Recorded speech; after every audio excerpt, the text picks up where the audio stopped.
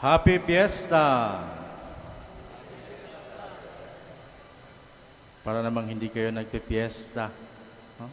So this is considered the second feast or celebration of Saint Joseph, highlighting his being a worker. The first is celebrated every March 19.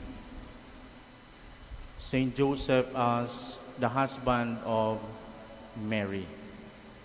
But this celebration is also an essential part because, like what I've said at the introduction, it reminds us of the integrity, the value of work, and as workers, and especially the special grace to be workers in building the kingdom of God.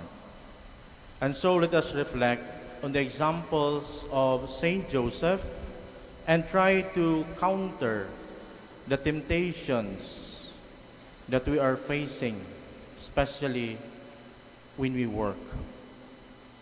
The first characteristic that we can find in Saint Joseph is that his work is always aligned with the will of God. Kung ano yung ginagawa ni Saint Joseph, ito ay palaging kaugnay sa kalooban ng Diyos.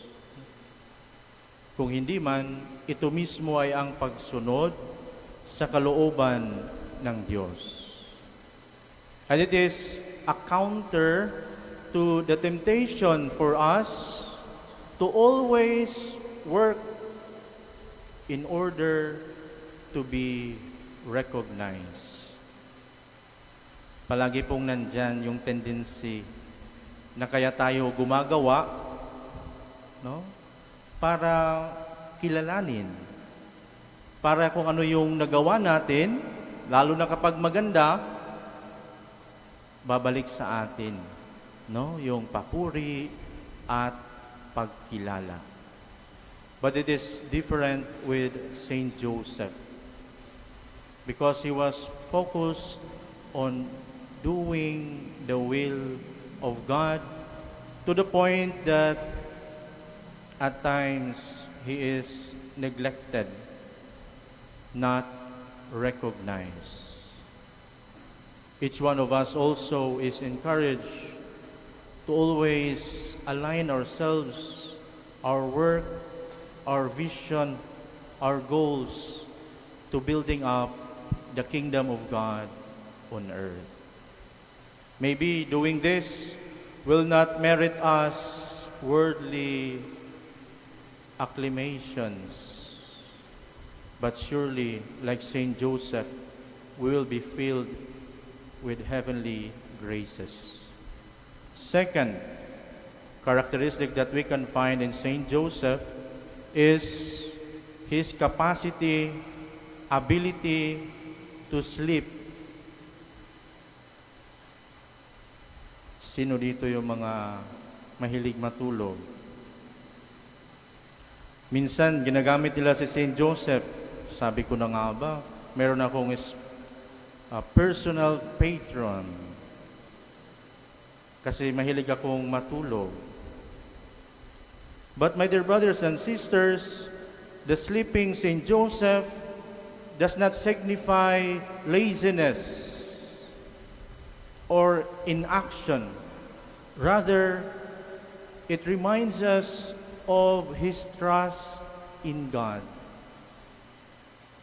And it counters our temptation to only rely on ourselves.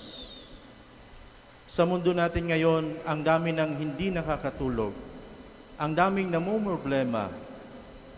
Hindi mapalagay, walang kapayapaan, puno ng takot. Why? Because they only trust in themselves. They do not put their trust in the Lord.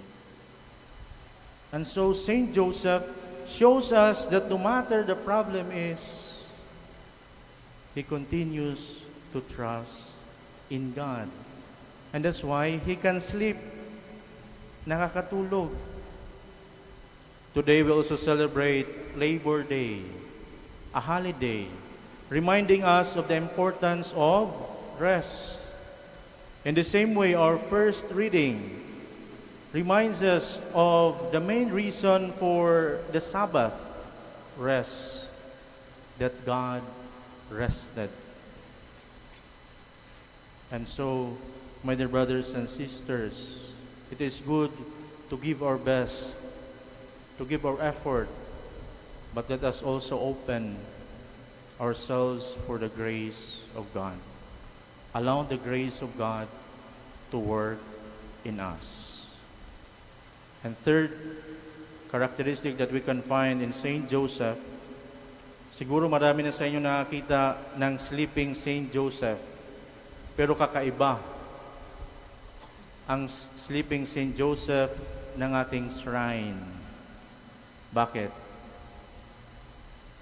Sino makakasagot? Kasi kung titingnan ninyo, habang natutulog si Saint Joseph, may hawak-hawak pa siyang martilyo. And it tells us that while we are resting, the grace of God continues to work. Working in the kingdom of God does not depend on us. It is the grace of God. But we thank God, we thank the grace of the Holy Spirit for making us partakers of this great work. And so we ask the grace of Saint Joseph that we'll also be blessed with openness and trust in the Lord. Amen.